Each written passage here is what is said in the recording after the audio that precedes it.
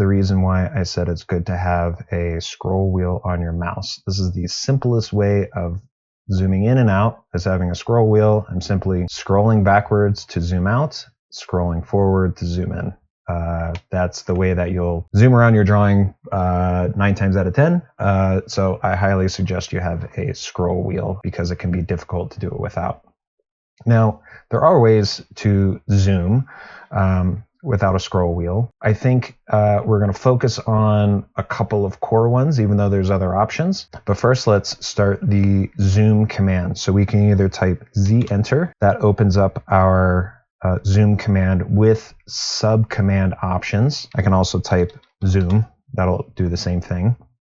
Open up our zoom command options. But again, I would start learning these shortcuts. So let's do Z-enter.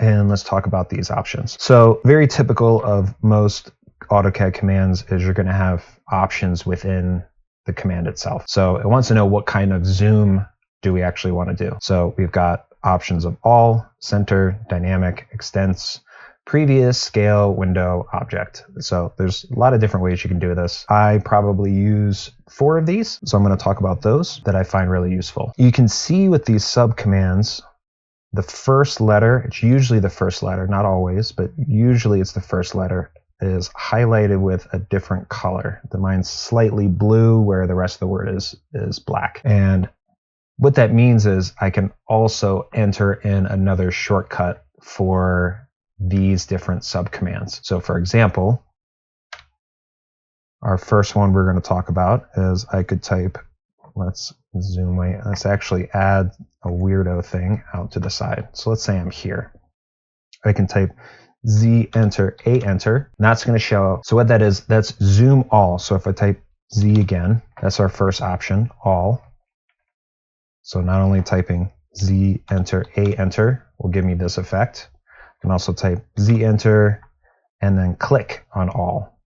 So what zoom all does is it's going to zoom and show everything in the drawing. In this case, not a big deal. We've only got a few objects. But if you're working on an absolutely massive project, like a highway project that is miles and miles long, but you're working on a very small detailed area, what zoom all will do is it actually will take into account the scale of the drawing and visually only show you the whole picture without not crashing, without crashing. So sometimes it'll clip some items off. It's a good habit just to use zoom all because our other option, which is zoom extents, so that'd be Z-enter, E-enter, basically the same command. It zoomed in the exact same area that we were in. But what zoom extents does not do is take into the scale of the draw, or take into account the overall size of the drawing, and can sometimes brick your computer. So either one is fine for pretty much every drawing you're going to do. So I would either get into the habit of learning Z-enter, A-enter, or Z-enter, E-enter. It helps you when you get a little lost with xrefs. So we'll touch on that when we get to xrefs and something you brought into your drawing is way off to the side and you can't find it. The next one is Z-enter, W-enter. And what that wants is us to define a window. So all I did was, let's do that again, Z-enter, windows out here. I'm typing W for window. So again, trying to type commands, not click things. W. And let's say I really only just want to look at this area right here.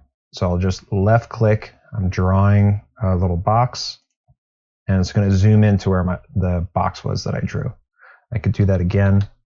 Z-enter, W-enter. I just want to look at this area over here. It'll zoom in to that area.